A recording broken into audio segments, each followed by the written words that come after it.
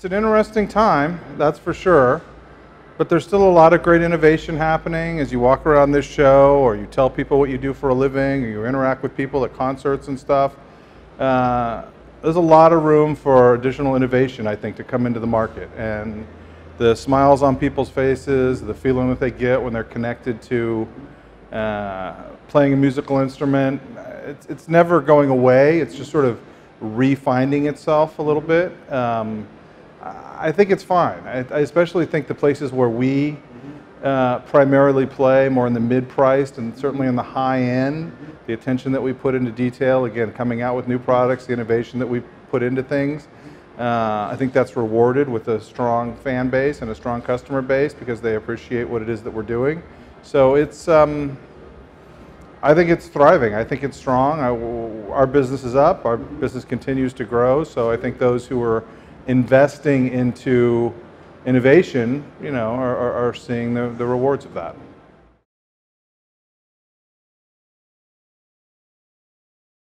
It's super important. Yeah, we spend a lot of time trying to cultivate new ideas. I was just recently telling this story. A lot of our innovation really comes from just listening to what other people want, right? When drummers come to us, or artists come to us, or some of our team members at DW come to us, you know, having an open door to listening to problems people are having and ways that people think that if they have a problem, if only somebody did it like this, it would solve this problem.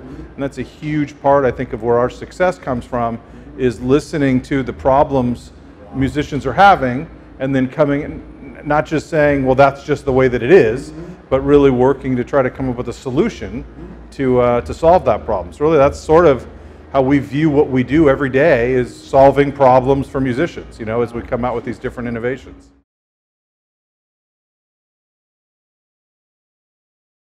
It's the way the fit and function of a screw would work, or you know, the way that the cymbal mounts on the cymbal stand, and the top wing nut, you use the top wing nut to adjust how much play you want in the cymbal. But that was always a problem, because if you leave it too loose, the wing nut will come, you know, the wing nut will come off. And so that's when we developed the tech lock system underneath, where you tighten the wing screw all the way down on the top of the cymbal, but you adjust how much play you want in the cymbals from underneath. Things that we've done with memory locks and clamps and arms, and it comes all the way back to the beginning with the invention of the double pedal, the remote hi-hat stand, the dog bone clamps. You know, how you can hold a bunch of cymbals with one clamp. It's a lot of different great inventions, and a lot of those came again from collaborations with other people having a problem and looking at it and scratching your head and saying there's got to be a better way to do this.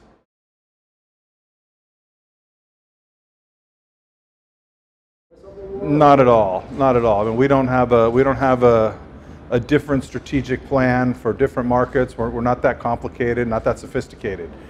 Really, it's about continuing, you know, what we do, the passion that we have for the instruments that we make, and again, solving problems for musicians. Musicians are musicians. It doesn't matter necessarily where you live in the world, that's for sure.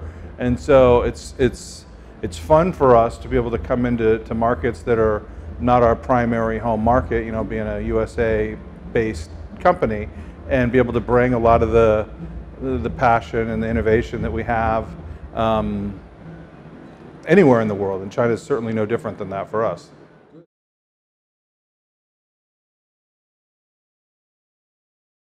That's a good question. I don't know that we have any expectations one way or the other. Again, the market is going to dictate and react to companies coming in and you know, being successful. All we can do is do what we do and hope that the market here responds and accepts the work and the innovation and the details that we put into the job that we're doing, and appreciate, you know, the sound, the look, the features, you know, depending if it's drums or hardware that we're trying to put into every instrument that we make.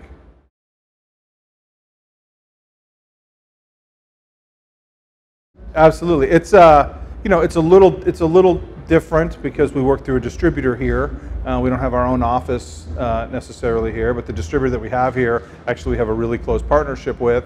And so, we're here often. As a matter of fact, my son, my oldest son, he's here now living. Wow. Yeah, well, I don't know if he'd say he's living, but we bought him a one-way plane ticket, so he doesn't have a plan to come home right now.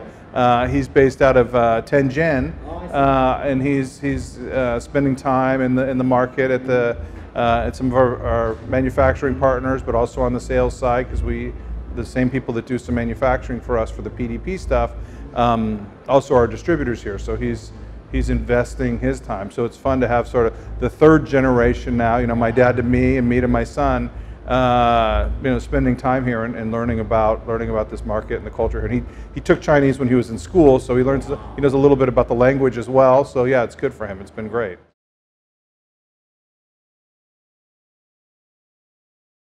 A lot of it is what we do in any market. Again, it's educating. A big part of what we do is education. I mean, workshops in our name, and it started as a teaching school, but that hasn't really changed as we've progressed more certainly into the manufacturing side of things. It's educating people what it is that we do and why we feel what we do is important. Why that the innovation and the passion and stuff is one thing, but if you can't educate people on what it is that you're doing and why that's important, and so that's no different for us. Like I said, in this market than any other market. I think one of the unique things about this market is the enthusiasm for what it is that we're doing, the response to what it is that we're doing. Some of the technological advances that we make and the woods that we use and the glues that we use and the sounds that we're able to get, the finishes that we're able to do. It's really encouraging. It sort of makes you feel like, okay, you're doing the right thing because it's very well, it's responded to very well.